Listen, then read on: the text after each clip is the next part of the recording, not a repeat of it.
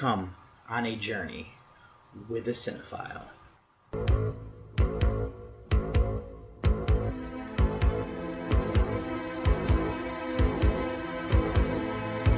Wake up, sucker.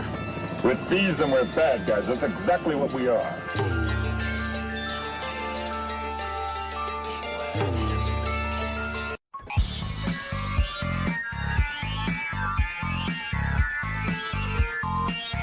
We was getting too big for our britches.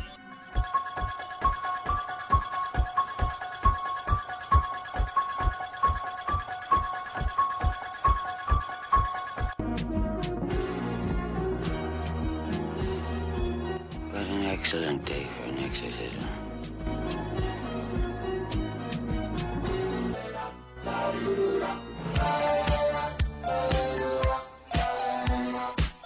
What have you done to its eyes?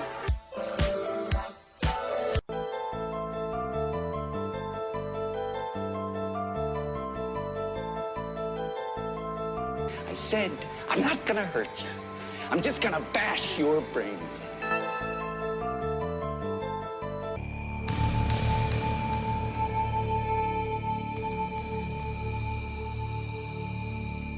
What's your favorite scary movie?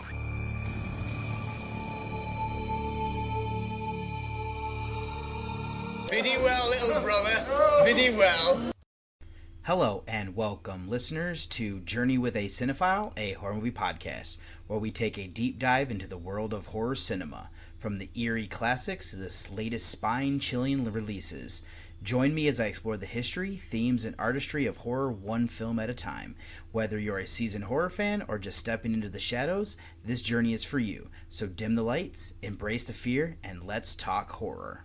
And let's do that on episode 284. So I am David Garrett Jr., recording out of Columbus, Ohio. I am your tour guide for this journey, and this is going to be my Voyage to the Fives number 3. So the two feature reviews, once again, I kind of keep pushing back my 2025 release that I keep saying I'm going to do, but I watched for the original one. For the first one's going to be from 1935, Mark of the Vampire. This is another Bela Lugosi film that I can tick off my list, and I'm going to be pairing this up with Opus. I think this might be a 2024 film, like more for festivals, but it's definitely a wide release here this year. Got to check that one out. Then I have mini reviews for you here. My Voyage to the Fives rewatch is going to be from 1965 of Curse of the Fly. And then I got to watch Children of the Corn Runaway. And then working through the list of top horror films of all time according to Letterboxd, and it's going to be Beauty and the Beast from 1978. This is a foreign film.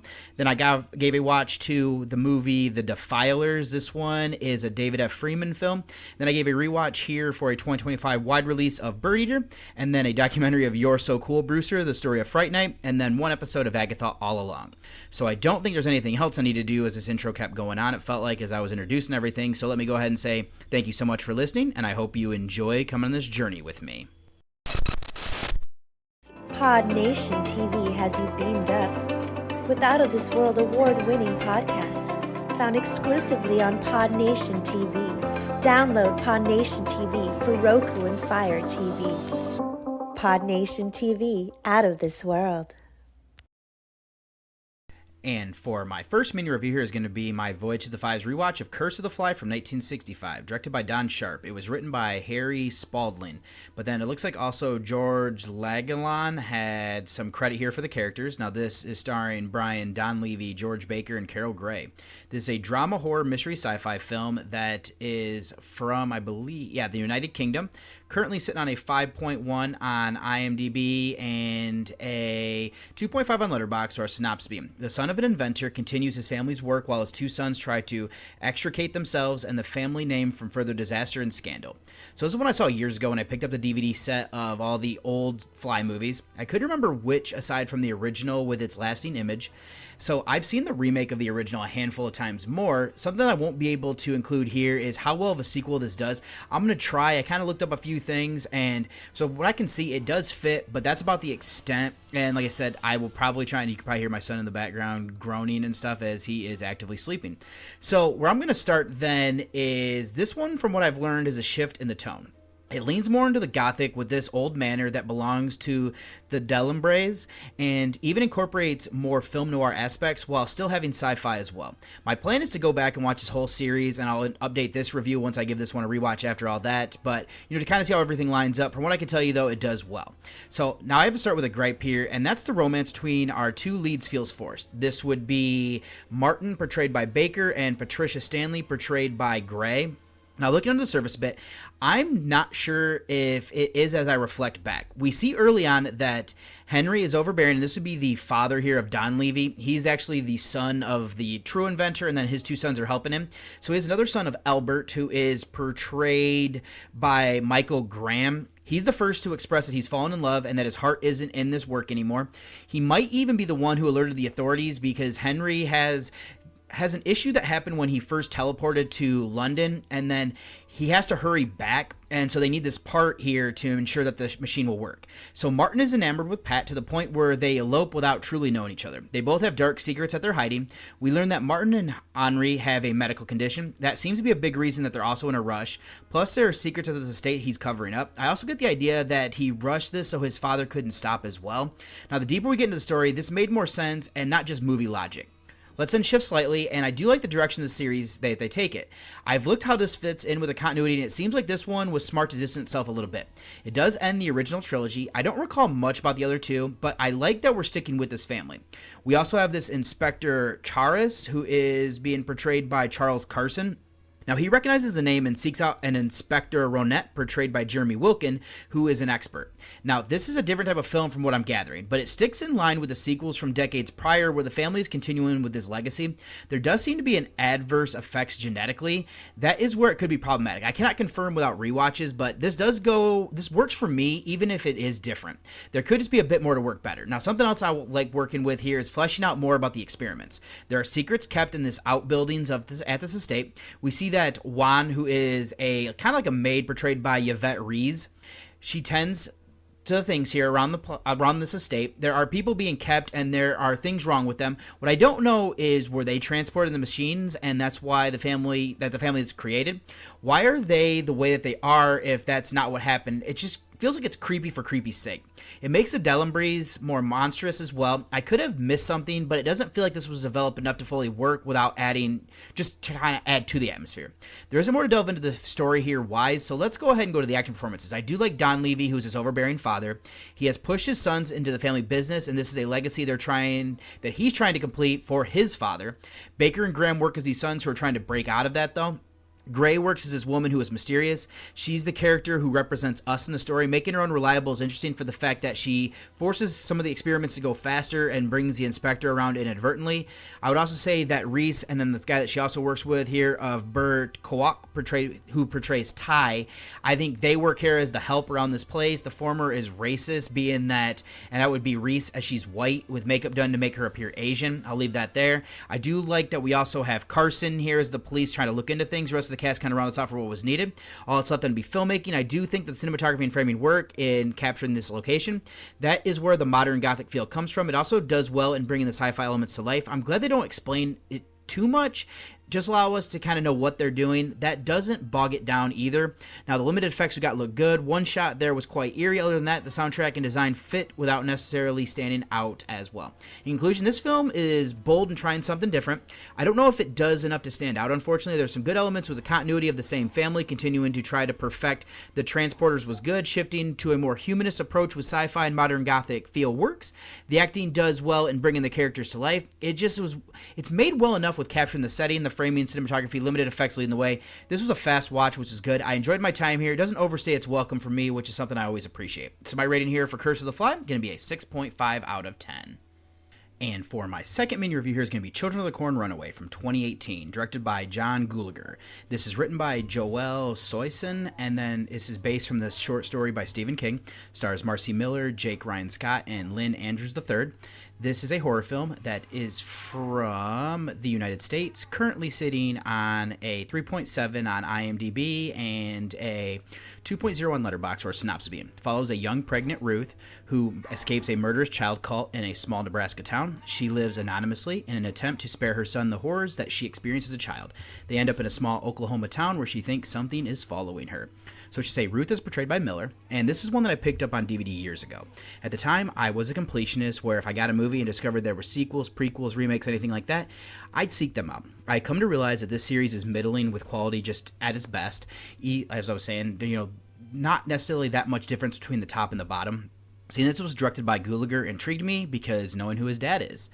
So then, for this one here, I want to start that I'm not fully sure if this is a sequel to the original, a remake, or like a sequel to the remake, or just from the short story of Stephen King. Ultimately, this doesn't matter. What we know is that Ruth was a member of the cult that we followed, that follows He Who Walks Behind the Rose, and that she, things that happened in the original film, she did some things to get away. Due to her experience, Ruth is constantly on the move. Now, this leads her and her son of Aaron, portrayed by Scott, getting stranded in this town due to her truck being impounded. We then see that the current existence is to raise enough money to eat and then hit the road to the next town. Because of this, Ruth has experience being a mechanic. Not formal training, but she knows enough to keep her truck from breaking down. Now, this does seem to be set in modern times, or at least close to it. One aspect of stranding them is her not having a driver's license or registration. This becomes interesting as how would you get your truck out of impound? Just from what I know. She doesn't have the necessary paperwork. I do like setting this up to have her settle down. Then, shifting slightly, Aaron hates this lifestyle. He wants to have a normal life, and I get that. He's lonely. It seems like his only friend and person to confide in is his mother. That isn't great, though, especially when you're a growing boy. Now, he wants to go to school. He wants to make friends, and this made me feel bad for him. This also makes him susceptible to being in a cult. He also makes friends with his waitress at the diner of Sarah, portrayed by Mary Catherine Bryant, and she's an interesting character. Now, where I want to go from here is that this is a bit different from others in the series. This one brings into question if this cult is dead and if it's even real anymore. Ruth is unreliable as our lead. This pays homage to the diner scene where she is concerned about these odd children coming in. What we don't know as we go along are these kids conspiring to commit mass murder again, or is this all in her head? Where this does is that we're deep into this franchise. I do appreciate doing something different. Aaron is aware of the issues that she has and he tries to help her. This is a lot for a child though, especially when up until this point he doesn't have anyone else. Now, since this is carried by the acting, let's shift over to discuss the performances. I do think that Miller does a solid job as this woman who doesn't have a lot. There's this odd scene where she's attracted to Carl, who actually gives her a job, and he runs a local garage. He's portrayed by Andrews. Now, they're trying to hook up at one point, and Aaron catches them, and then she goes cold. I get his frustration, but she also has the right to change her mind. I don't love that he becomes a jerk and retaliatory there. Andrews was solid, though, in his performance. Still have my issues, and that comes with the writing. Scott works as her son. Brian is solid as his quirky waitress. Her role confuses me, as I was saying, as I don't necessarily know if she's real or not, or how much of what she's doing is real.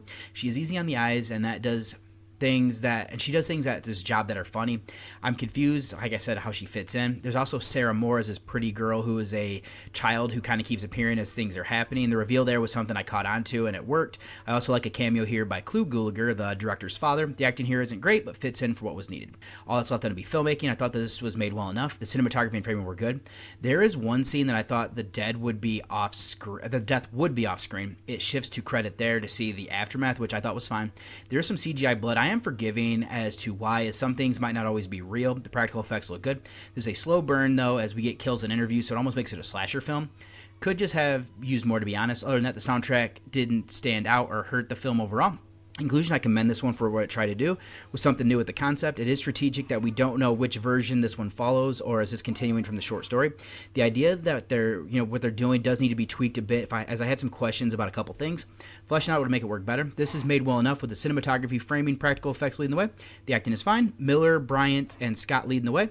The rest, is kind of, what they do is it works. This isn't a great film. It falls in line with the series that is kind of mediocre in general. So my rating here for this one, actually, Children of the Corn Runaway, is going to be a 6 out of 10. Then up next for you, I have Beauty and the Beast, which goes by the original title of Pana a Netvor. This is from 1978. This is directed by Youre Hertz, and then it's also written by him, Ota Hoffman, and Frantiska Hurban. And then I know there's also the person who did the original fairy tale, who is Jean-Marie Le Prince de Beaumont. And then it also, it looks like everybody here who should be included, and this is starring Zenda Studenkova, Vlastimil Harapas, and Vlaklav Voska. Now, this is a costume drama, dark fantasy, dark romance, fairy tale, period drama, psychological drama, suspense mystery, fantasy, horror mystery film. A lot of stuff in there. So this is from Czechoslovakia. Currently sitting on a 7.5 on IMDb and a 3.9 on Letterboxd, with our synopsis being: in this gothic rendition of the classic fairy tale, a merchant's youngest daughter is held prisoner by a mysterious winged beast. So this film I first learned about thanks to Letterboxd's top 250 horror movies list. I was intrigued to see there was a dark rendition of this classic fairy tale. It took me some looking to find it, but it was available on YouTube with subtitles. Other than that, knowing the basic premise, I came into this version blind. So I'll start by saying that I knew the story, from Disney. I figured that the fairy tale was probably much darker. I don't know enough about the source, but that's kind of just what I knew. But it intrigued me seeing that this was considered to be in the genre. It wasn't until settling in to write my review that I realized that this is the same director as the film The Cremator, which makes sense now reflecting back. I want to start is that this is a hard film to discuss. There isn't a lot that actually happens. We have a father who becomes cursed. He's portrayed by Vaska, and then his main daughter here who ends up living with the beast is Julie, portrayed by Studenkova. Now, she goes to this mansion. We see her living there with the beast who's hiding in the shadows. He's portrayed by Opus, and that's not to say any of this is bad. This is visually stunning. I'll go ahead and just discuss filmmaking. The cinematography and framing are gorgeous. This is a feast for the eyes. The effects are done practically, which is interesting. Having this beast be a bird-like is interesting. I saw a friend on Letterboxd, Dr. Ethan Lyon, crediting how a bird can only see from one side of its face due to how it's set up. That gives it almost like a hostile or a predatory look when it's dead on. This is an interesting route to go. I'd say that the soundtrack here is haunting and builds the atmosphere. Sticking with this last idea, this presented here in a gothic fashion. We have a young woman who is living in this dilapidated castle. There are vibes of Phantom of the Opera here, with this beast is hiding in the shadows, providing her with different things that she needs, both in line with our lead falling in love with the hidden entity, with the Kara in the voice. They also want to hide their ugliness for fear that they will scare away the object of their affection. I appreciate this route to go, and then setting up here helps with exploring this feeling. We also have this theme of fear and the unknown that I think gets explored well. The fear of the unknown gets manifested in a few different parts here as well. Julie doesn't know about her host. His castle's in the middle of the woods, away from civilization. Part of this is the beast's fear of people due to his appearance. He is connected with nature. The problem there is that he loses touch with this the closer he gets to beauty. His mansion has fallen into decay, and I also get the vibes that this is a symbol of the days of the past as we move forward into a more modern world. The last bit here is sacrifice and duty. Julie must choose whether to stay with the beast or be taking care of her father. The beast needs her, which is also scary. Now, the last bit here is the redemption of love. Julie has a dream early on where they're staying in the castle where she sees the beast as this young, handsome man, and that's what she hopes. Now, she wants to look at her host, but he fears her rejection. The more compassion that she shows toward him, his hands change into human ones. This starts to distance nature, as I was saying, from him as he regains humanity. This is an interesting idea to explore for sure. Now, all that's left to be discussed would be the acting. Studenkova was great as this naive woman. It does well in showing that she has a good heart through interactions with her father and sisters. This is also intrigued by Beast, honoring his wishes until she accidentally sees him in a reflection. Where things end up was good, or shows how good of a person she is. Opus is great as his Beast. It is interesting that he conveys so much while under the bird mask and makeup. There is whispering here and there that I'm not fully sure if this was his inner thoughts or an entity talking to him. Either way, there's a good touch to fill things in. Vaska was solid as a father. I also then like Jana Brehovakova and Susanna Kirakova, as these are two of the greedy stepsisters here, as they're both supposed to be getting married in the beginning of it, where she kind of wants to just be with her father. The acting here was solid across the board to push our two leads where they end up. In conclusion, I wasn't fully sure what to expect here. This is a visually stunning film that is surreal art house piece, coupling this with some great acting from our two leads, Studenkova and Opus. It works in telling a simple story with a lot of depth underneath. I also thought the effects of the beast were good. Capturing this gothic vibe is credit to, in its favor. Now, mind you, this is from Czechoslovakia, so I had to watch it with subtitles. If you want to see a dark version of this fairy tale, I'd recommend this one. I had a good time here. My rating then for Beauty and the Beast from 1978, going to be an 8 out of 10. Then up next for you, I have The Defilers from 1965. This was directed by Lee Frost, and it looks like David F. Friedman also helped out there, and then he wrote this. Now, this stars Byron Mabe, Jerome Eden, and Mai Jansen. This is a drama thriller film considered to be horror over on Letterboxd, but this is from the United States, currently sitting on a 5.3 on IMDb and a 3.1 on Letterboxd, or a synopsis being. Two young thugs kidnap a young girl and keep her in the basement of an old warehouse where they forcibly make her into a sex slave. So this one I picked up on years ago on DVD. I believe that my mother probably saw this when she was growing up, or one that she was interested in seeing when she was looking back on movies from when she was younger. Now, I believe I heard about this covered on a podcast that made it on my list of ones I needed to see. It's interesting to watch this as a more seasoned cinephile for the first time. It is now listed on Letterboxd as horror, as I was saying, so I'm making a Voyage through the 5 film as well. Where I'm going to start is that I have some issues with this movie. Now, we are displaying toxic masculinity and misogyny through Carl, who is portrayed by Mabe. Now, to a lesser degree, his friend of Jameson, who is portrayed by Eden. Now, this is more likely that he's complacent in what his friend is doing. He also partakes a bit. My biggest issue here is that we have this character of Kathy, portrayed by Linda Cochran, who Carl does some things to her, and it perpetuates the idea that if men try hard enough, women will come around. There's also this other side here that she might have always been into it, and this is her kink. I just need more for that to make sense for me. Now that it's set up, let's delve more into what we're getting here. This film falls into what is considered in the era as a roughy exploitation film. These developed from the nudie cuties. It is wild that Friedman, who had split away from working with Herschel Gordon Lewis, were pioneers in the subgenre. It is a logical growth from these films where things get ramped up into the style. There's also adults of the time in society thinking that the youths are morally decaying. This manifests in their depravity that we see. This also is seen through Carl's father of Carl Sr., portrayed by Ted Cooper, and his scolding of his son during a dinner scene. Now, something I picked up on while watching this is the abuse of power and privilege. Carl Sr. owns a successful business and wants his son to work for him. We get glimpses of their house where they have like big-eyed paintings on the wall, which were all the rage at the time. That was a subtle way to show that he is privileged. We don't develop or show Jameson's background, but it's safe to assume that he's not in a completely different class as his friend. They do dress similarly, so my brain connects them. Carl Sr. also owns the warehouse where they hang out and keep Jane, who is portrayed by Janison. Now, they aren't used to being told no, so we get what happens though, and they'll get whatever they want by any means necessary. So let's go over to talk about the psyche of Carl, and to a lesser degree extent at least of Jameson. The former has proclivity to sexual violence. Kathy doesn't seem interested, so he pulls her panties down and then spanks her. The more that he does this, the more it escalates. You could say that he's ascending into madness. Jameson, on the other hand, isn't as into it. He is compliant, though, through complacency. He does take advantage of the situation as well. This explores the duality of man, but I'd like to see a little bit more there, to be honest. What is interesting is that we're seeing the progression that escalates farther for something like The Girl Next Door by Jack Ketchum. I will say here that Eden has a better performance by showing what they're doing and that bothers him. This does create a fight between the two. Mabe just makes for a better villain. So let's discuss the rest of the acting performances. This is underdeveloped, I'm going to be honest. Jameson shows good fear as she is kidnapped. I wanted more there to help me make it feel more real. Then I would also say that Carol Dark, Cochran, Kathy Sharp, and Sandra Sinclair were one-dimensional. We see all of them topless and a bit more for some. If that interests you, check this out. Mimi Marlowe and Cooper, the rest of the cast kind of were fine for what was needed. All it's left to be filmmaking. Now, this is a low-budget film. I do think that the cinematography and framing were fine. This doesn't do much to necessarily stand out. If I do have a gripe, I do think that certain things kind of glamorize the violence, which doesn't sit well for me. What I will say is that we have an exploitation filmmakers handling heavy subject matter that get in the way to see. They're doing things to get people to see their work, so I get it. I think the beatnik jazz, though, does fit for what was needed. So, in conclusion, this is an interesting time capsule film from a bygone era. We are getting a sexploitation film exploring the depravity of use from the 1960s. There's an interesting social commentary that explores like power and privilege, duality of man, as well as sexual violence and misogyny. I just don't know if these filmmakers have the tact to oversee it well, so instead it's glamorized. The acting is amateur, but I do think that Mabe makes for a great villain. Eden does well with showing conflict that what they're doing. There is nudity, so if you're curious, good aspects here. I just think it falls short. So my rating for The Defilers is going to be a 5 out of 10. But up next, I'm going to go quite brief here, is going to be Birdeater from 2023, getting its wide release here this year. I was doing a rewatch here to see how I sat.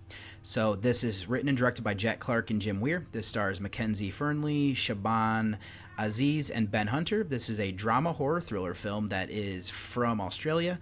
It is currently sitting on a 5.2 on IMDb and a 3.2 on Letterboxd or Synopsis. A bride-to-be is invited to her fiance's bachelor party, but the uncomfortable details of their relationship are exposed and the night takes a feral turn. So we'll just go ahead and introduce here that we have Louis is our main character, portrayed by Fernley, and his fiancée is Irene, portrayed by Aziz, and they go to hang out with his friends of Dylan, portrayed by Ben Hunter, Charlie by Jack Bannister, his fiancée of Grace, portrayed by Clementine Anderson, and then Louis has a buddy of Murph, portrayed by Elfie Glendhill, and then there's also Sam, who is portrayed by Harley Wilson, who is a friend of Irene, who also gets invited to this weekend. So I'm going to go brief here, since this is a rewatch that I've done earlier this year. It involves a bride-to-be and her fiance's bachelor party where secrets and uncomfortable details of their relationship are exposed, like I said. And I question whether this is truly horror, but it's more of a look at like toxic people, relationships, and drug-fueled nightmare. We have some interesting relationships here that get revealed and just different dynamics and how some people will say certain things and then when it comes to their own relationships might not also handle it that way. This is really good touches with the filmmaking, the cinematography, framing, and sound design. They contribute to this film having a surreal, intense atmosphere, which is making it be like drug-fueled. So for this one, I actually came up as a half point in rating. I'm now at a 7.5 out of 10. It's bleak, tense, uncomfortable, and challenging, and not one that I can recommend to everybody. But I will say is if some of those things sound like up your alley, I would actually go ahead and and give this one a watch, but I could also see that this being divisive as some people not considering it to be horror, just so you're kind of aware, and this should be on VOD if you are interested. Then I have a documentary here of You're So Cool, Brewster, the story of Fright Night. This is from 2016. This was directed by Christopher Griffiths, who also wrote this along with Neil Morris and Gary Smart. This features John Grease, Brian Thompson, and Chris Sarandon, as a bunch of others. But this is a documentary, of course, that is from the United Kingdom, currently sitting on a 8.1 on IMDb and a 3.7 on Letterboxd, or a synopsis being an extensive look at the making of Fright Night and Fright Night Part 2, featuring exclusive interviews from cast and crew members, rare photographs, and behind-the-scenes footage, and more. So, documentary I heard about through podcasts. It's interesting that Fright Night is a movie that I remember watching a handful of times as a kid. I always liked it, but when I got into podcasts, it wasn't high on my list. I've seen it in theater at least once, and I've come around to being one of my favorites from the 1980s. I was curious to check this documentary out to see what I could learn about its making. Now that I have that set up, this is an excellent doc. There's so much information here. It includes hearing from Tom Holland, who wrote and directed the original. They interview Sarandon, Amanda Bierce, William Ragsdale, and Stephen Jeffries, who tell so much about how they became involved with the project, their experience during, and their lasting legacies of it. I even love hearing about the effects guys or other people behind the camera like Steve Johnson. There's so much information that didn't bother me that it runs for as long as it does. It never drags, which is a perk. Now, something as a bonus here is a second episode that discusses and does some similar dives into Fright Night 2. This is one that I've only seen once. I wasn't the biggest fan, but it's on my list to revisit. I'm even more on board after hearing and seeing this. I forgot that it featured Brian Thompson and John Grease, or that Tommy Lee Wallace directed it. He was truly the master of doing sequels to popular films. Julie Carmen was another fun person to hear from. So this one is also, they bring up a little bit of the remake. I don't hate that one. Holland and others were involved here, especially with the original, are shocked that they didn't do more to capture, by bringing back individuals to help it. It is Hollywood, so I'm not shocked there as well. I'll end here by saying that this is well made. Editing in the footage from both films to help drive things home with what they're saying, especially when discussing the effects, is great. It helps with seeing what they're trying to say. It's one of the better documentaries that I've seen, and its sequel. I do appreciate when they do deep dives like we get here. I'm giving this the highest rating I could do for docs for sure. Would definitely recommend this to fans of Fright Night if you've not seen this one yet. So my rating for You're So Cool, Brewster is going to be an 8 out of 10, and I found this on Screambox actually. And end out these mini reviews here with an episode of Agatha All Along. This is episode 7, Death's Hand in Mine.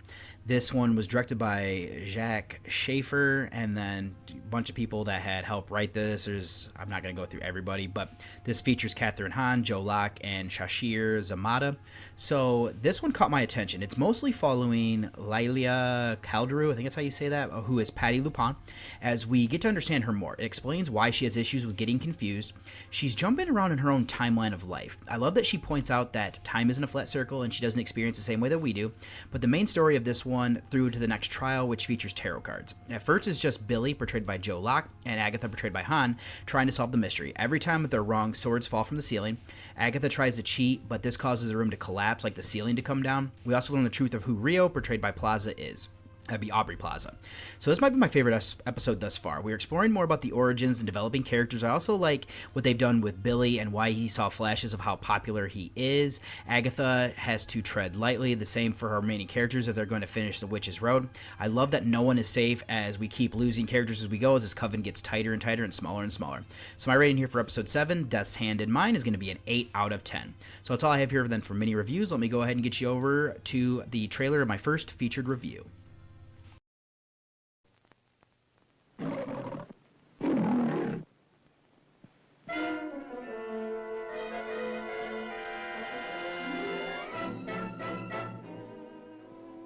Let no one leave. No one let Youre perish.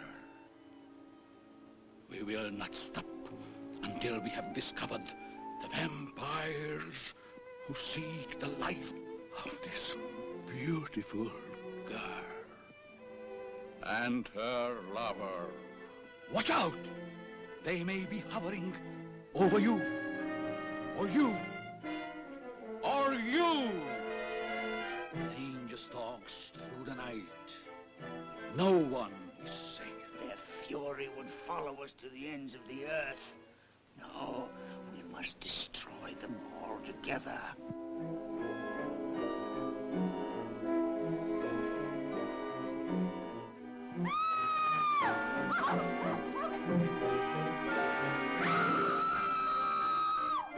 Scourge of man they shall be found. I hereby summon to this place next week every person within the sound of my voice. You shall be judges of this eerie conspiracy. Here we shall meet Lionel Barrymore, Elizabeth Allen, Bela Lugosi, Jean Herschel, Lionel Atwill. Mark of the Vampire.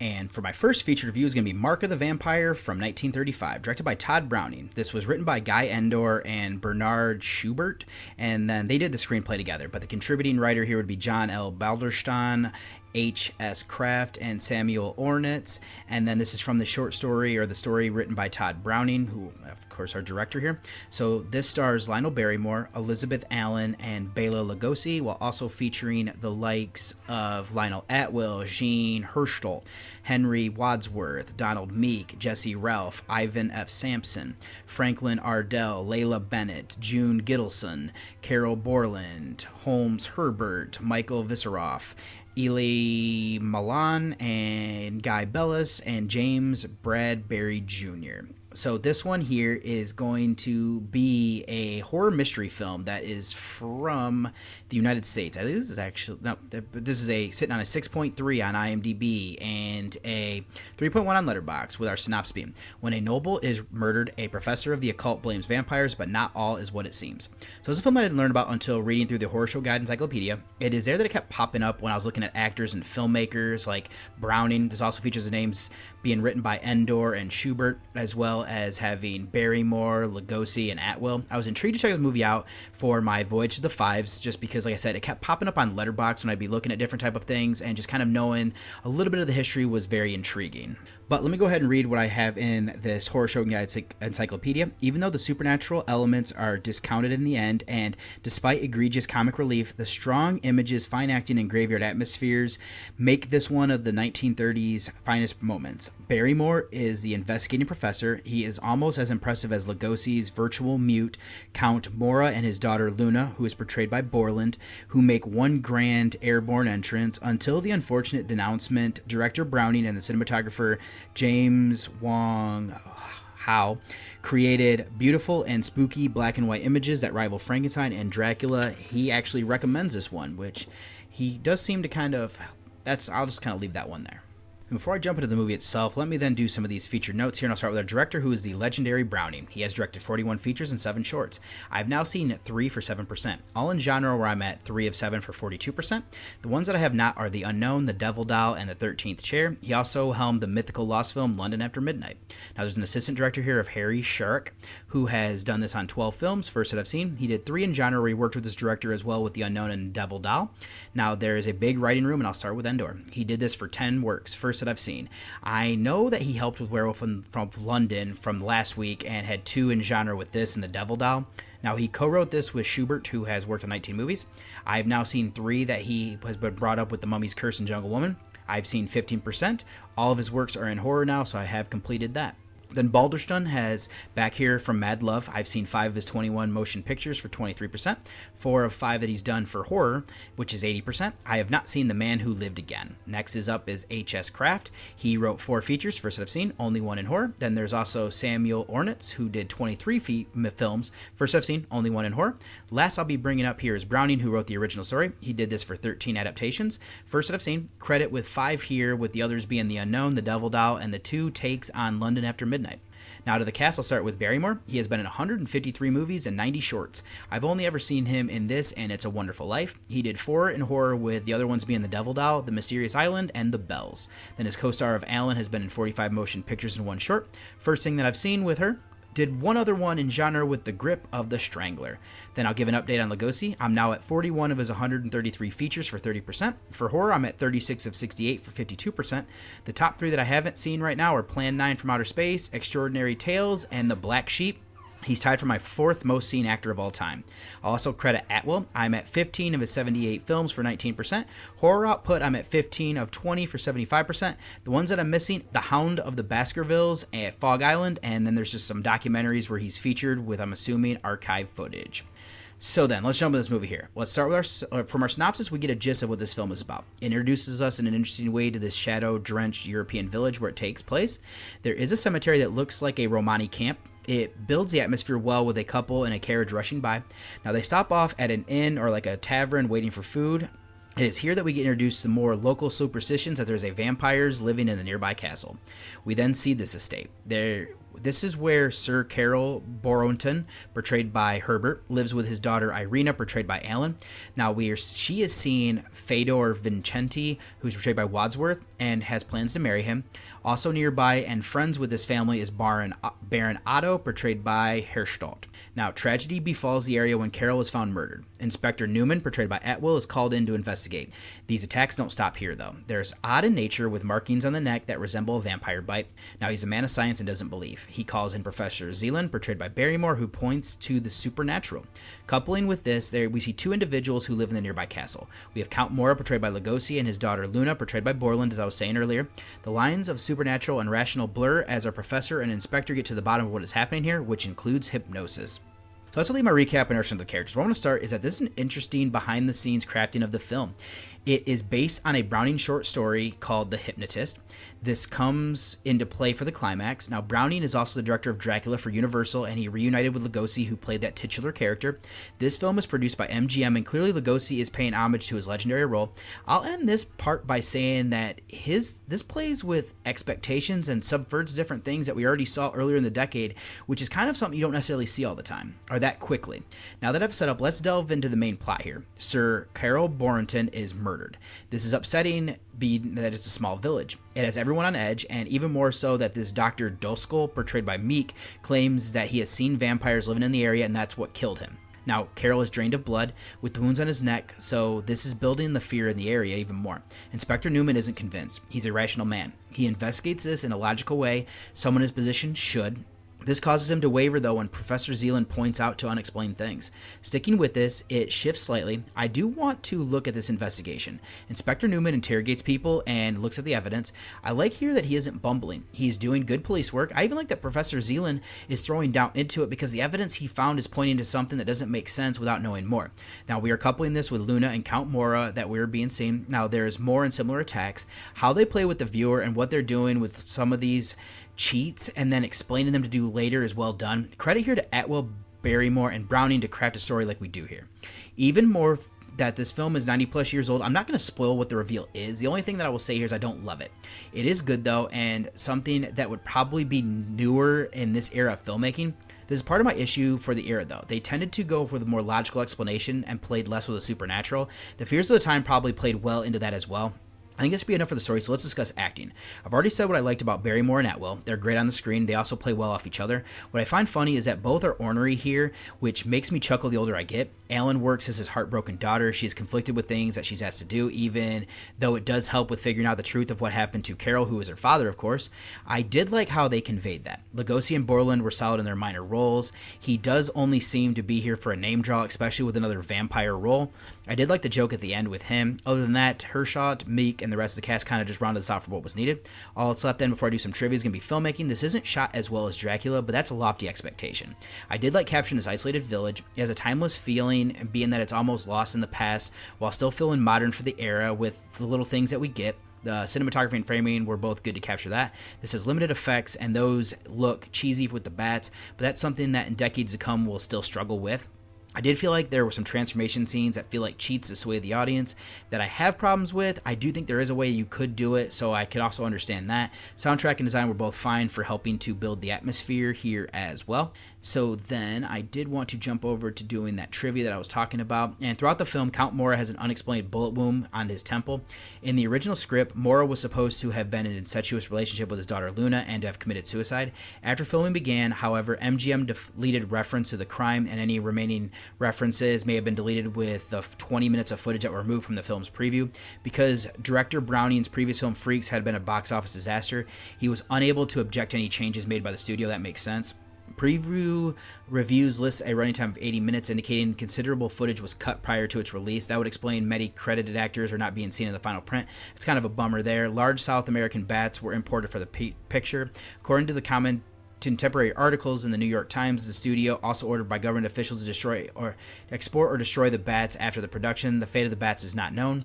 The film was banned in Poland, and censors in Hungary excised the screams, shots of bats, and other gruesome scenes. That's weird. One of the first known examples of a cat scare, the horror trope that would be a strong buildup of tension followed by a scare by a harmless cat. I'm not going to give away to what happens there. So this one was filmed between January and February, leaving Lugosi unable for his role of Dr. Yogami in Universal's Werewolf of London, eventually played by Werner Olan. Lugosi has no dialogue until a brief exchange at the very end, which is kind of weird. The bat thorn used in this film to ward off vampires is a fictional plant, but quite similar to Wolfsbane. The movie was banned in Sweden by the Swedish Censorship Board. MGM never came back with an alternate cut-down version. That's weird. This one of the official stills shows Luna in her arms spread as used by Robert M. Place in the Vampire Tarot as a reference to the Moon card. Rita Hayworth tested to be the character of Carol Borland that ends up she taking on. Jessica Ralph is credited as midwife, but does not appear in a scene with a baby. She is at the beginning of the film collecting firewood in the cemetery. Louise Emmons appears to play a midwife as she is a scene with a baby that is role uncredited. Although Dracula is famous in the series, images inside of Dracula's castle from this film were most used and recognizable in merchandising and pop culture. That's weird. Film debut of Borland. This film was mild success at the box office. It looks like it made a profit of about $54,000, which is $1.2 million in 2023 if you did for inflation. Lugosi does not speak until the final scene. The castle is almost identical to the one in Dracula. That makes sense. Final film of Louise Emmons. Edward Ward scored the trailer. This is the first of 7 films in which Lugosi and Atwill would co-star. In London After Midnight, Lon Chaney played both the Professor and the Vampire. Here the roles were played separately by Atwill and Lugosi respectively. There was let me see if there's some other very kind of...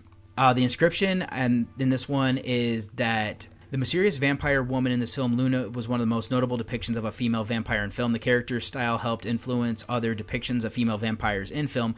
Waist-length dark hair and a shroud-like long dress. So that's all I'm going to do. A lot of these ones are just kind of wordy and don't really say anything that's all that interesting. But in conclusion, I'm glad I can take this off my list of having now seen it. I think this is one of the intentional playing with viewers by boasting a Browning film with Lugosi that features vampires. I'll credit MGM for what they're doing there. The acting here was good. This boils down to a murder mystery, and how it unravels is interesting. The setting and atmosphere are great. Cinematography, framing, and locations help there. This is just some slight nitpicks that I have to lower the score for me. I'd recommend this one, though, to fans of anyone that anything I brought up here, if you like era of filmmaking here in the 1930s. So my rating here for Mark of the Vampire going to be a 7 out of 10. Not going to do a spoiler section outside of what I've already done here, so let me go ahead and get you over to the trailer of my second featured review. There's a rumor flying around that Moretti's back. Like, Moretti? After 30 years outside the public eye, pop icon Moretti returns for an exclusive listening experience. He's bringing you a gift. This is for Ariel Ecton. It'll be an absolute honor to spend this weekend with you. Thank you. Yeah, namaste. Everybody meet Ariel, some young blood from the magazine. This is Clara, the most hated sex symbol on TV. Thank you. How's print media treating you? Oh. Congratulations, and welcome to this once-in-a-lifetime gathering. Moretti requires that everyone be shaven. So, how's the lady garden? Mr. Moretti will be playing the greatest album of modern times. Future times, all the times, really. And there is more to come. So much more. What is it that you guys do? Would you like to see? The crowd is upset. Upset that I'm not on stage. Is this not alarming to you? The back row's asleep. But the front row's ready to rage. Are you sure you haven't been drinking with us? Okay.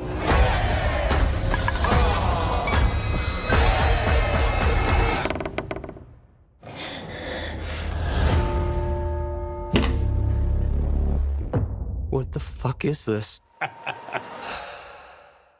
And for my second feature review is going to be Opus from 2025, written and directed by Mark Anthony Green. The stars Ayo Ebabiri, I think that's how I say that. If I'm mispronouncing it, I'm sorry. John Malkovich and Juliette Lewis.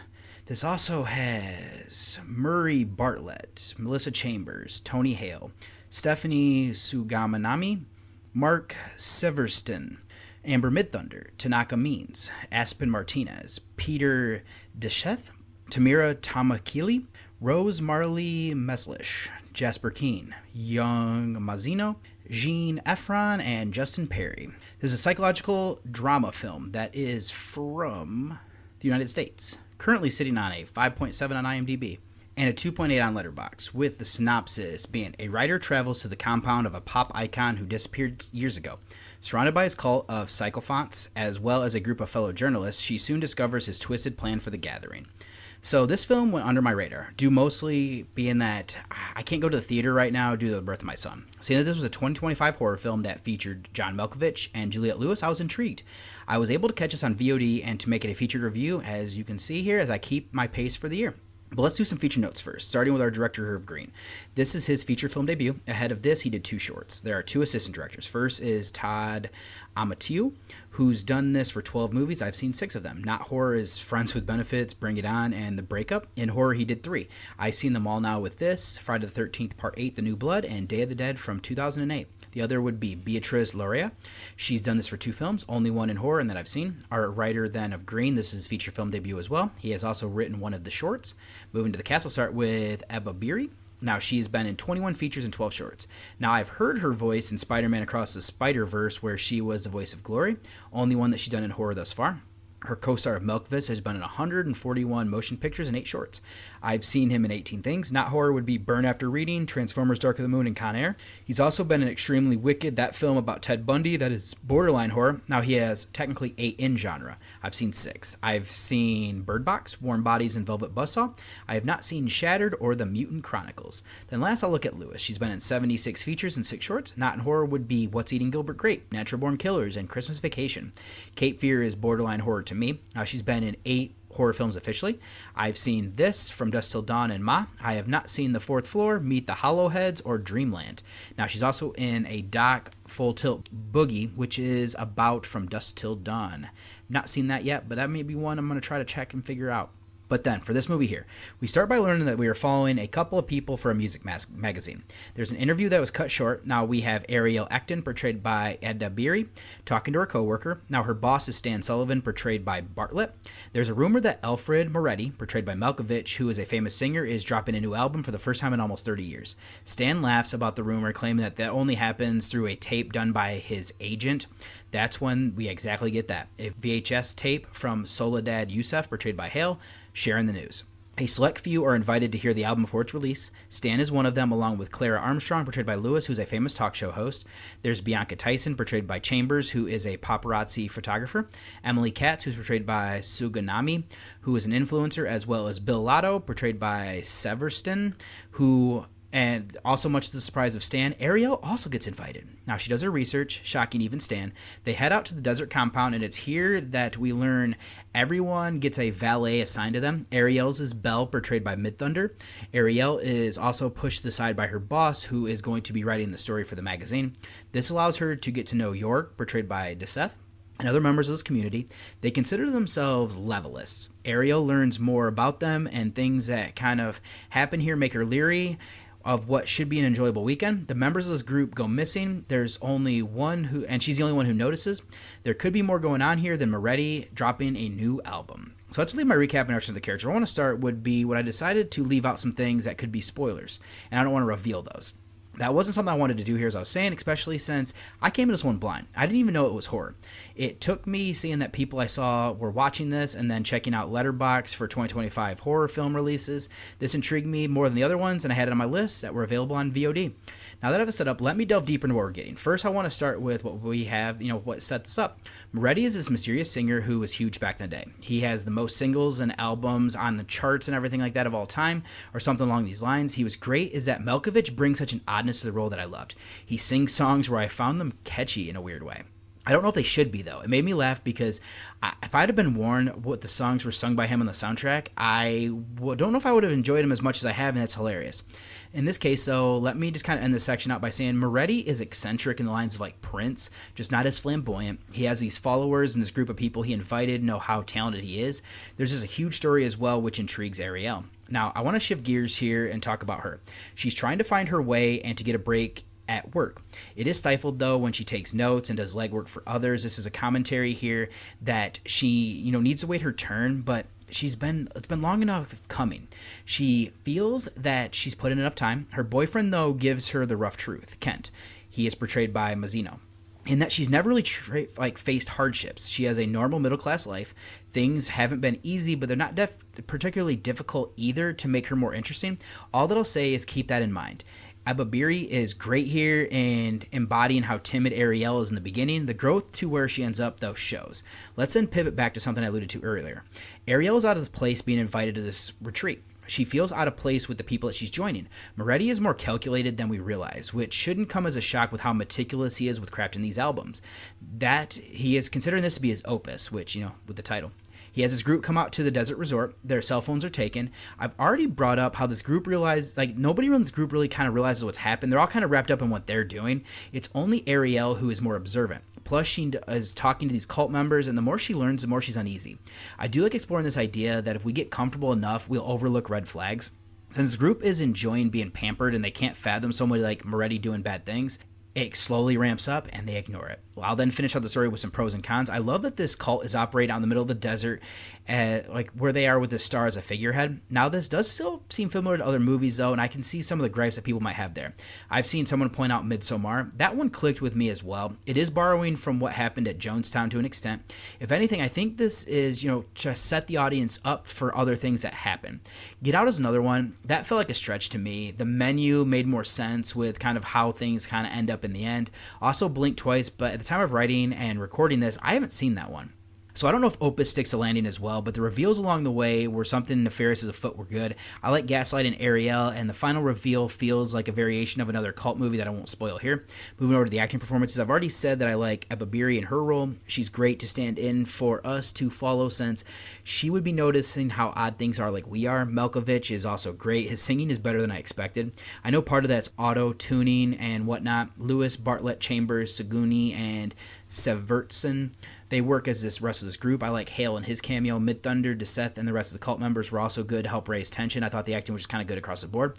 All that's left then to be filmmaking aspects. I thought the cinematography and framing were good. There are some great things there. From capturing how remote this location is to certain things to help hide what they're doing.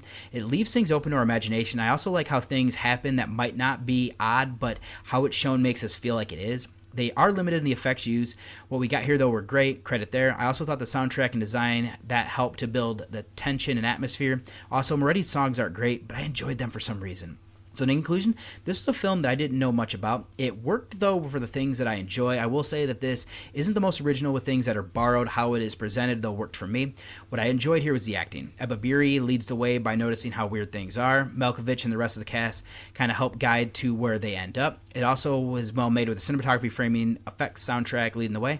I can't go as far as this is a great film, but I rather enjoyed it. This will be one that I'm going to try to revisit before the end of the year, just kind of see where I sit with it. And then the only bit of trivia here is that Amber Mid-Thunder only speaks in one scene. Don't really know why that's the only trivia listed there, but I will say my rating here for Opus, 7.5 out of 10. Not going to do a spoiler section. Don't necessarily need to do anything there, so let me go ahead and get you over to one last break before I close out the show. Just wait until Father gets home. Those words chilled us all as a child. Now they can thrill us as adults. My name is Dan B. Fierce, author of the book Father Figure, Suspenseful Tales of Fatherhood. The calloused hands of fear will wrap around the mind in this roller coaster collection of extreme, gory, and psychological short stories and flash fiction. Get your copy of Father Figure today at danbfiercebooks.com. And welcome back one last time here, and just to kind of go through my social medias and stuff, If you'd like to send me an email, you can send that at journeywithacinephile@gmail.com. You can send me any sort of feedback, or if you have any questions or anything, go ahead and shoot them there, and I'll get back to you as soon as I can. Or if you want to send me any screener links or anything like that, anything podcast related, you can send it via that way. If you'd like to read any of the written reviews, I'll direct you to Reviews of the Dead, and that's horrorreview.webnode.com. If you'd like to become friends with me on Facebook, I'm David Michigan Garrett Jr. On Twitter, I'm Buckeye from Mish. Letterboxd, I'm David OSU. On Instagram, I'm David OSU87. On Threads, I'm David OSU87. And then Journey with a Cinephile has its own Instagram at Journey with a Cinephile, all one word. Now, all of these ones I will be sharing like my ratings on, whatnot. I know for Letterboxd, all of the reviews are going to be for horror and non-horror alike. Instagram, I will be sharing over there is my different like posters and everything for things that I'm reviewing. My personal account, you might see some personal pictures every now and then if I can remember to take them. And then, kind of same thing for Threads. And then Journey with a Cinephile is going to be more of just kind of posting podcast-related different stuff over there. And I'll also direct you to the Nightclub Discord channel, as I have a little section over there where we have some good conversations. I post all of my reviews and any new podcast episodes or some of the things I'm watching when I actually have time to post that. So keep an eye out over there, and I'll have the link for that and everything else in the show notes there. And then I'm also going to direct you, a way that you can actually listen to the show is going to be through the Pod Nation TV. This is a streaming service and everything like that. There will be a link in the blog posts for all of my episodes, so if you'd like to listen to it that way, it's kind of a cool little thing. You can definitely do that through like Roku TV, and there's some other apps for it as well, just as another way for you to consume this podcast if you decide to. There's also a lot of other great shows that are on that network as well. And then for the next episode, it's going to be another My Voyage to the Fives, and it's going to be my 2025 wide release is going to be Borderline. This is one that I found and I'm checking that one out. I'm like about halfway through it. I just got too tired last night. And then I'll be pairing this up with the 1935 film of Phantom Ship. I'll figure out what the through line will be there. Don't know what it's going to be as of yet. I'm going to give a rewatch for My Voyage to the Fives. I'm going to move into 1975 to check out Trilogy of Terror. Nice little anthology film that I saw years ago. I've been excited to give that one a revisit. And then my 2025 rewatch is going to be Hunting Days. I will check that one out. And I also have a screener I'm going to be watching of Project Hexy, something like that. I'm not even sure how to pronounce the name. There's a lot of weird letters in different places. I'll also have more mini reviews once I kind of figure out and see how my week shakes out with everything there. So I don't think there's anything else I need to say for this episode, except that wraps up this episode of Journey with a Cinephile, a horror movie podcast. Thank you for joining me on this exploration of horror cinema. If you enjoyed the show, be sure to subscribe, leave a review, and follow along for more deep dives into the macabre. Until next time, keep watching horror, and remember, fear is just a frame away. It had been a wonderful evening, and what I needed now to give it the perfect ending